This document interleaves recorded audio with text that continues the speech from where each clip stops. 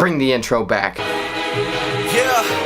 I carry the rock like a running back, 100 miles and running back. I think instead of the Flash being the comic relief in Justice League, it should be Aquaman, and they shouldn't let him get out of the water, so the whole time the battle's like raging on against the Transformer things, and he's like, hey guys, let me know if you're planning on bringing it over here. Hey, what is up guys, it is Mike, and the Justice League trailer came out today, and it looked pretty like a standard superhero movie where there's a giant thing in the center of a city, and it's shooting something up to the sky, and it's gonna destroy the world. But anyways, there was something particular or peculiar. Anyways, there was something peculiar. I found peculiar.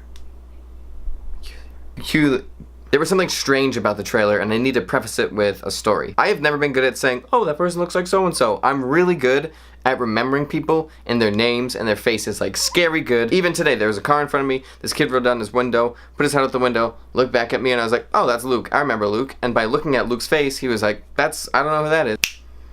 What's up, Luke? Hey, practice today? Just like the sports guy that always goes, hey, we got practice today, and slaps your butt. Anyways, I'm really bad at saying, oh, you look like this person, because every time I've ever said that, either the person gets offended or the person is like, that doesn't look like that person at all. And the thing is, first off, if I say you look like someone, I don't mean you look like the bad part of someone. Like if that person has like a weird tooth that like comes out of his nose or something, I'm not saying that part looks like you unless you have that. That's why a lot of the times if I'm out in public and someone walks by me and you see me just kind of be like, I just think, I'm like, wow, that person looks a lot like my girlfriend. Just because she has like black hair, I'm like, wow, that's...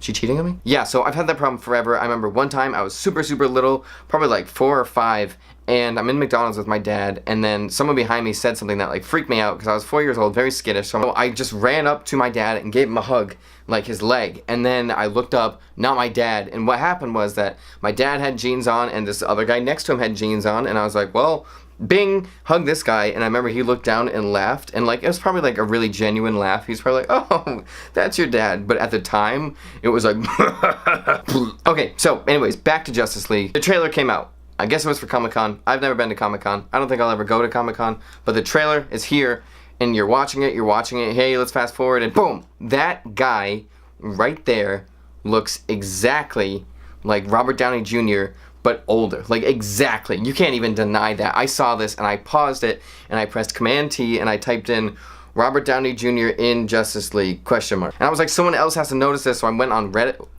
That bug was like this big, but it was so close to the lens, you probably thought like a giant bug just flew in. But it didn't, don't worry.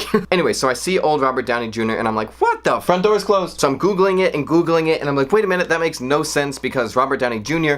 plays Iron Man and he's in Marvel and that's different than the DC universe, so they would never clash like that. And then I had this crazy idea and I was like, wait a minute, what if these guys are actually the same companies and they're just playing us?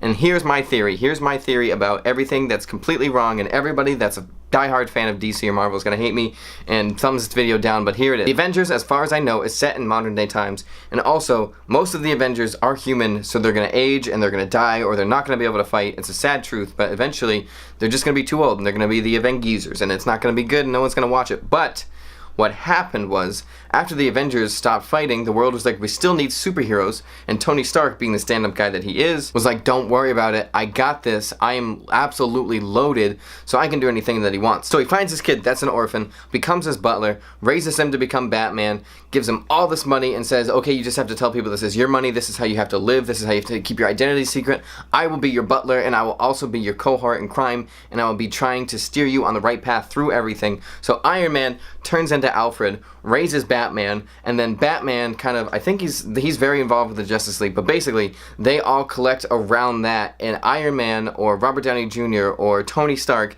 is the mastermind behind all of that put together, and the Justice League is just the next iteration of the Avengers, and it's just them in the future. So that's what I think, and I'm pretty sure the Justice League is set in modern day times, so that really blows the whole lid off my entire theory, but let's just pretend that's not true, and any other evidence that makes it not true is also false, so that way my theory thrives. Anyways, I'll see you guys next week. Who's who, man, that I like the danger. Get your priorities straight like Hermione Granger.